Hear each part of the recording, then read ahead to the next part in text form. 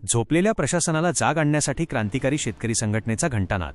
तहसील कार्यालय रिसोड येथे शेतकऱ्यांचे निवेदन। रिसोड तालुक्यातील शेतकरी व सर्वसामान्यांच्या प्रलंबित प्रश्नांकडे प्रशासनाचे दुर्लक्ष होत असल्याच्या निषेधार्थ क्रांतिकारी शेतकरी संघटनेच्या वतीने रिसोड तहसील कार्यालयासमोर घंटानाद आंदोलन करण्यात आले। यावेळी तहसीलदार यांना विविध मागण्यांचे निवेदन देऊन प्रश्न तात्काळ न सुटल्यास तीव्र आंदोलनाचा इशारा देण्यात आला। दिलेल्या निवेदनात जलजीवन मिशन अंतर्गत नियमित शुद्ध पाणी पुरवठा करणे, सन 2026चा पीक विमा मंजूर करणे आणि खरीप हंगामाच्या पार्श्वभूमीवर DAP खताचा पुरेसा साठा उपलब्ध करून कृत्रिम तुटवडा रोखणे या प्रमुख मागण्या करण्यात आल्या।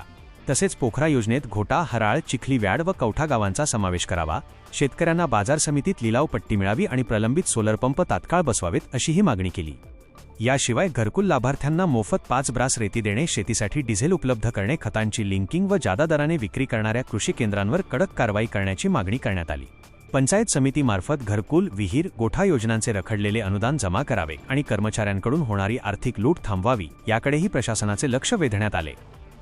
प्रशासनाने या मागण्यांची दखल न घेतल्यास क्रांतिकारी शेतकरी संघटनेच्या वतीने तीव्र आंदोलन छेडण्यात येईल असा इशारा जिल्हाध्यक्ष बालाजी मोरे पाटील, युवा जिल्हाध्यक्ष सतीश इढोळे, सोनू मुळे, गजानन पैठणकर, तुकाराम बोडखे, मंगेश पाटील सरनाईक, भिकनभाई अशोक पांडे, गजानन गायकवाड व अमोल मगर आदी पदाधिकाऱ्यांनी दिला आहे।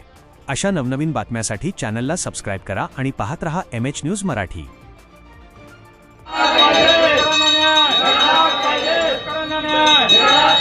शेतकऱ्यांना